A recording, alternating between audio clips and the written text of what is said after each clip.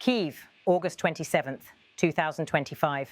In a message that signals both urgency and determination, Ukrainian President Volodymyr Zelensky has announced that his administration will meet with senior United States officials in New York this Friday. The discussions, he stressed, are designed to accelerate progress toward ending the war with Russia and to build concrete guarantees of Ukraine's long-term security. In his daily address, Zelensky declared clearly, Friday, meetings will take place in New York, in the United States, with President Trump's team. Everyone who is working on the content of security guarantees will be involved, military, political, and economic components of security guarantees. The task is to speed things up as much as possible so that this also serves as leverage. The Russians need to see how serious the world is and how bad the consequences for Russia will be if the war continues. The president's words were carefully chosen but unmistakably forceful. He underscored that the delegation will not be limited to diplomats alone. Military officials, political strategists, and economic advisors will all be part of the talks, reflecting the comprehensive nature of Ukraine's demands. The agenda is clear: to accelerate negotiations on security guarantees and to deliver a unified message to Moscow. The meeting in New York comes at a delicate moment. President Donald Trump, now back in office, has vowed to broker what he calls a deal to end the bloodshed. But skepticism remains. Kyiv insists that any settlement must preserve Ukraine's sovereignty, territorial integrity, and ability to defend itself in the future. By involving all wings of government, Zelensky is signaling that these talks are not just symbolic gestures, but part of a broader diplomatic offensive designed to pressure Russia into concessions. For Moscow, Zelensky's announcement is a warning. The message is simple: Ukraine is not negotiating alone. Western support, particularly from Washington, will remain central.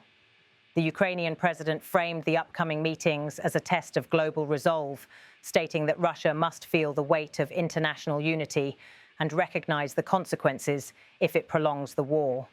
The choice of New York is also symbolic. Taking place on the sidelines of broader international gatherings, the talks will place Ukraine's struggle directly at the heart of global diplomacy. Security guarantees under discussion include long-term military aid packages, economic support frameworks, and political commitments designed to prevent any future Russian aggression. The inclusion of Trump's team suggests that Washington is preparing to outline new frameworks, ones that could redefine America's role in the war. For President Trump, the stakes are equally high. Critics accuse him of favoring a quick peace deal that could lock in Russian territorial gains. Supporters argue he alone has the leverage to push both sides toward compromise. Zelensky, however, made clear that Ukraine will not allow its sovereignty to be bargained away. His insistence that military, political, and economic voices all be present underscores that this is a national, not personal, negotiation. The talks also highlight the shifting dynamics of Western involvement in Ukraine's fight. European allies continue to pledge support, but many are now looking to Washington for leadership. For Ukraine, the presence of Trump's advisors offers a chance to secure binding commitments that go beyond temporary aid and enter the realm of lasting guarantees. At home, Zelensky faces mounting pressure. After years of war, Ukrainians are weary but resolute. They demand not only an end to the bloodshed, but also assurance that peace, once achieved, will not collapse under renewed aggression. By announcing these meetings so publicly, Zelensky is not only addressing the world, but also sending a message of hope and resolve to his own citizens. Internationally, the implications stretch far beyond Kyiv. If the talks succeed in producing credible security guarantees, they could shift the balance of power across Eastern Europe. If they fail, the result may embolden Moscow, harden battle lines, and prolong a devastating conflict with no clear end in sight. For now, attention turns to New York. Diplomats, generals, and economic experts will gather to outline the next chapter of Ukraine's survival. The outcome will be watched closely, not only in Washington and Kyiv, but in Moscow, Brussels, and Beijing. This Friday's meetings could determine whether the war drags on or whether a framework for peace backed by real guarantees begins to take shape.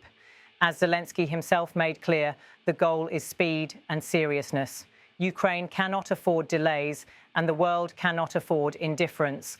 Russia must see, in the clearest terms possible, that prolonging the war will bring only harsher consequences. For Ukraine, for its allies, and for its adversaries, the message is unmistakable. These are not just talks, but a turning point in the struggle for sovereignty, security, and the future of Europe.